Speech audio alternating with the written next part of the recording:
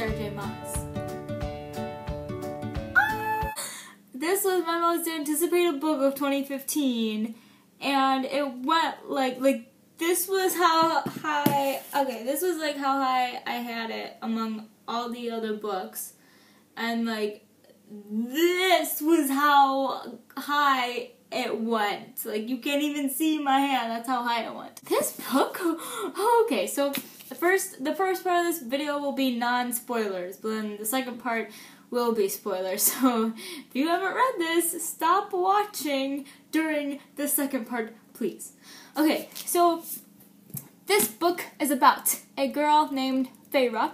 She is a human who lives on the human side of the continent in which fairies and humans dwell. The other side of the wall is where the fairies dwell, and their whole territory is called Prythian. And that will become relevant in a little bit. So, Feyre lives with this very impoverished family who was once very rich, but they plummeted down to rags, basically, because their father made some bad investments, and their mother died, and all just turned to chaos. So Feyre lives with her two sisters, Elaine and Nesta, and Elaine and Nesta are spoiled brats, and they just sit at home and do nothing all day. And Feyre goes and hunts and kills animals so they can have food. So one day, she's hunting in the forest, so she sees a wolf right by a deer, which she was going to shoot. But she knows that a lot of fairies disguise themselves as wolves in the woods. So she's scared to death, and she knows that the only thing that can kill a fairy is an arrow made of ash, and she has one of those. So shoots the wolf, and it dies, and she realizes that it was a fairy because, like, I don't know, she sees, like, the eyes are fairy-y. So anyway, she goes back to her home, takes some of the wolf hide and, you know, all of that. And then this fairy comes booming in, and he's all like, "Human girl, you have killed one of my men, and you will either be killed right now or you will come across the wall to live with me." For whatever reasons.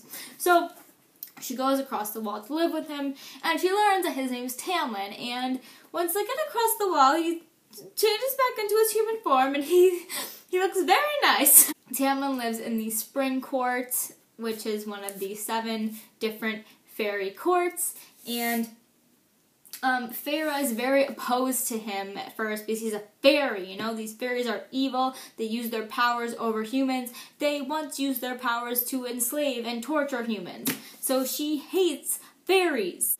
Tamlin also lives with another fairy named Lucian, and Lucian is just hilarious. Let me just say that right off the bat. He brought a great element of humor to the story, and he made some great sarcastic witty comments, and I love Lucian. So, yeah. Basically, you know, it's pretty obvious. Feyre and Tamlin end up falling in love. I will not say how, but they do, and it's great and fantastic, and I love it, and it's so cute and good. I love it. Another important character in this book is a guy named Rhysand, and he's High Lord of the Night Court. He comes into the book because there's this other evil character who's even more evil than Rhysand, and her name is Amarantha, and she is like the evil of all evils, and she is kind of all of the fairy lands with this thing called the Blight, which is just this disease that makes the fairies have masks glued to their faces, and they can't get the masks off because of this blight that Amarantha put on these fairies. And that's kind of where we get the physical representation of, like, the beast, even though it's not really that much because Tamlin is gorgeous regardless. Lucian also lives with this mask on his face, but it's only the fairies in the Spring Court who live with this. It's kind of complicated. That was like my watered down explanation of it. So, yeah, it's a Beauty and the Beast retelling, if I didn't say that already. It's fantastic. yeah, I hope that wasn't too, like, sporadic, but I tried. So, anyway, if you have not read this book, please leave for this portion of the video, and then once you have read it, come back and watch it and theorize with me, because I have many theories. So if you've read this book, the ending, what is up with the ending? What does Rhysand see on Feyre's face? I have two theories, okay? Two. This was the first thing that I thought of. I thought, okay, she must have some, like, insane fairy power, because, like, this was the first time he really looked at her since she turned into a high fae, and she must have some insane power that he sees, and she doesn't know about yet. So, that was what I thought when I first read the book. Then, I watched another booktuber's review of this book, Catty-tastic. I will link her review below. And she, along with a lot of other people I realized afterward, had a theory that Rhysand saw that Feyre was his mate. Like, it's weird for me to think about, because I just want to know how, because it's a good theory, and I think it's actually going to be pretty accurate, because if you've been on Sarah J. Maas's Pinterest lately, just go look at it. She has all of these, like, drawings of characters from the next book, and she has a theme. And it's going to be Hades and Persephone. Like, obviously, if you've read this, you know this, but Feyre makes the promise to Rhysand that she will go to the night court for a week every month.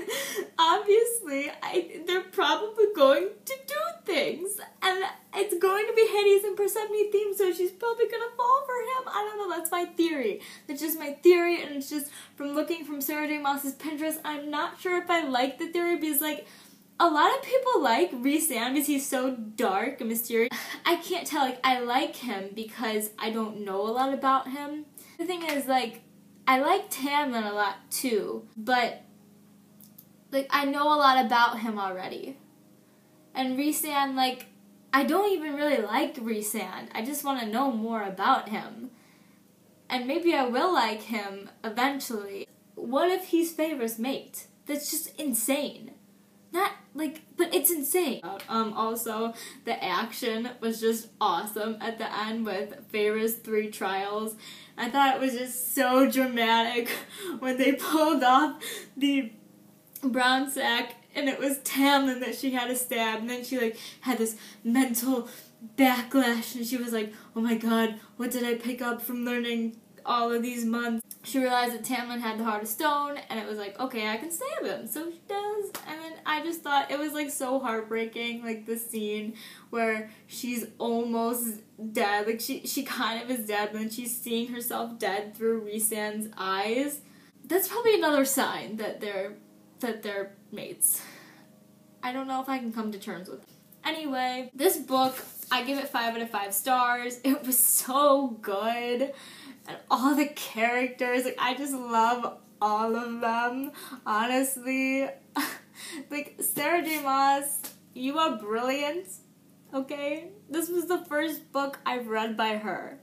And I will be reading all of them, because this is fantastic, except it kind of makes me cry a little bit, because I just want book 2 so badly, and I want to know what happens, and I want to know if Feyre and Rhysand are mates, and if they are, what's going to happen to Tamlin, and what about Lucien? Like, I love Lucien, and what about Feyre's family, and I just need to know, and it was just so dramatic. That's Sarah J. Maas. You're killing me here.